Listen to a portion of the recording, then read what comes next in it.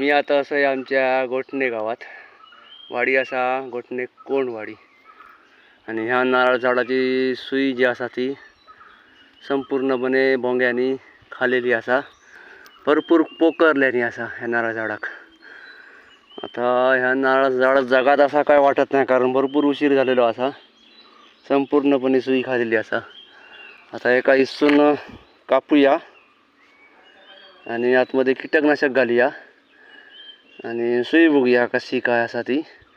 जास्त जर खाली गेलेले नसले भोंगे तर येणारा झाड जगात सुई कापून आतमध्ये कीटकनाशक होतीया। कोणत्याही कंपनीचा तुम्ही कीटकनाशक घ्यावा, 1 लिटर पाण्यात 5 ml कीटकनाशक टाका, बरोबर या सुईत टाकायचा। बघूया आता हे टाकून आतमध्ये जर भोंगे असले किंवा त्यांनी जर अळे घातलेले असले तर ते मरतील आणि जर जिवंत भोंगे असले प्रौढ भोंगे असले तर ते बाहेर येतील। थोड्या वेळ थांबा खाया, जर भोंगे असले तर नक्कीच बाहेर येतील। हो बघा, हे असा सोंडो भोंग कीटकनाशक घातल्यावर बाहेर येलेलो असा। हो हो हो कसं बाहेर येता, हे बघ हे बघ हे बघ कसं बाहेर येता, दिसलं सोंडो भोंग। हे बघा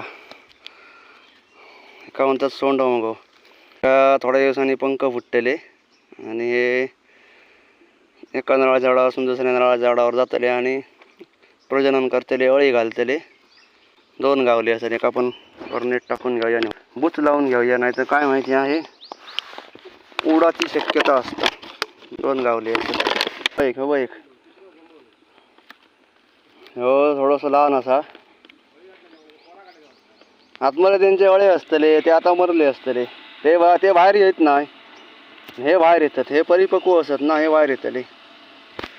तर ह्या नारळाच्या झाडाची सुई भोंग्यांनी खाल्याने 3 सोंडे भोंगे आमका गावलेले असत आणि ह्या झाड संपूर्णपणे नष्ट झालेला असा, ह्या तोडल्याशिवाय पर्याय नाही असा।